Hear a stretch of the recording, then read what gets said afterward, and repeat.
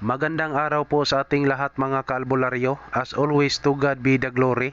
Mirong lumapit sa atin ngayon, magpahula raw siya. Medyo ni action kog kabalaka rito kasi sa totoo hindi ako nakapagtahas ng 2 linggo. Iwan ko din kung umubra ba ang orasyon ko. Kaya naisip ko na lang na tatanungin ko muna ang may-ari nito. But it's true nga nagduha-duha gyud ko kasi takot akong mapalpak at maulawan lang ako. Lalong kinabahan ako nang nalaman ko sa kasama ko na ito pala ay nirecommend ng ibang solid customer ko, at yan sinubukan ko na lang na tatanungin muna ang may-ari. Okay, here we go. Ito na po mga kaalbularyo, tatanungin muna natin ang may-ari kung anong problema nito. Unsay problema ni sir? Ang problema na ko sir kay ang yang walay makita sa panel board niya nga kuan ba display sa gasolina. Okay, so ang concern lang ni sir mga kaalbularyo ay hindi makikita yung fuel gauge sa panel board.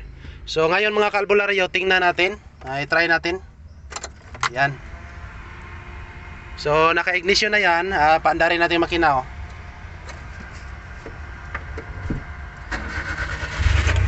So ayan na po, umaandar na makina ngayon mga kaalbularyo. So totoo nga mga kaalbularyo na walang display dito. So ang gagawin natin dito mga kaalbularyo, straight to the point na tayo. Tanggalin natin yung panel board assembly. Okay, here we go. So ito na po mga kaalbularyo, nandito na po. Ayan, nabaklas na natin. So gagawin natin dito mga kaalbularyo ay buksan natin to sa loob. So ito na po, sinimulan ko nang tinanggal dahan-dahan ang mga aksesory nito. Sa ganitong gawain, extra careful lang po tayo mga kaalbularyo kasi pag mabasag yan, tayo pa ang makatapal. Dahan-dahan lang tayo, huwag kang masyadong magmamadali para naman hindi ka malugi. Alam mo naman na kapag madali lang ayusin, tagaliog pod ang tawad ng customer. Kaya tingnan nyo lang ang moves ng albularyo ninyo. Hindi naman ako nagsabi na gayahin nyo ako. Alam ko naman na may iba't iba tayong estilo. And now as you can see, naglugit-lugit pa din ako.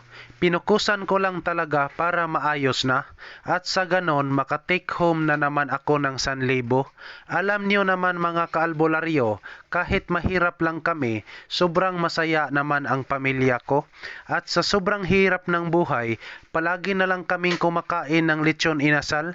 Medyo naawa na yata ako sa anak ko kasi puol na raw pirmi sa Jollibee. Ano kaya ang masasabi nyo? We talk back to our topic. Baka maipit na naman ako dito. Aw, ipit, oy. So ito na po ang board mga kaalbularyo. Ayan.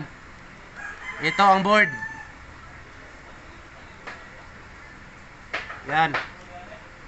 So ang gagawin natin dito mga kaalbularyo ay palitan lang natin to.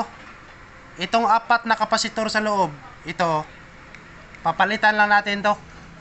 Pagkatapos ng mapalitan natin, ibalik natin pasok sa sa sasakyan. Titingnan natin kung may development na ba sa ginawa natin.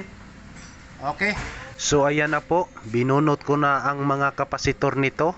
Pag magawa kayo ng ganito, required lang talaga ang presence of mind dito. Ayan po, pinakita ko sa inyo ang kapasitor. So ganyan lang po mga kaalbularyo. Ganito lang kasimple ang gagawin natin. Huwag lang kayong medyo magmamadali. Ganyan lang po. Ayan. So konti-konti mauubos yan, yung 4 na kapasitor. Okay mga kaalbularyo, here we go. So ito na po mga kaalbularyo. Ayan. Pinalitan na natin ang 4 na kapasitor. Ayun o. So ito po ang luma. So ito na po ang bago, naikabit na natin. So ngayon mga kaalbularyo, i-try nating ikabit sa sasakyan mga kaalbularyo. Tingnan natin kung gumagana na ba yung fuel gauge, naka-display na ba. So ito na po mga kaalbularyo, hindi muna natin to ikabit lahat ang cover. Titingnan lang muna natin doon sa sasakyan kung gumagana na ba ito. So ito na po mga kaalbularyo. Ayan hindi lang muna natin binalik yung cover kasi nag-testing pa tayo kung gumagana na ba o hindi. So ngayon mga kaalbularyo, parang kinakabahan ako dito kasi sa totoo lang hindi pa ako nakipagtahas kahapon at saka ngayong Biyernes magtahas din ako doon sa sementeryo para mapuno-punuan ang gahom-gahom natin dito. So dito na po mga kaalbularyo naikabit na natin. Ayan. So wala pang cover talaga kasi mag-testing pa tayo. So sa totoo lang kinakabahan ako dito, baka hindi ito umubra. Tapos nagpalit na tayo ng pisa.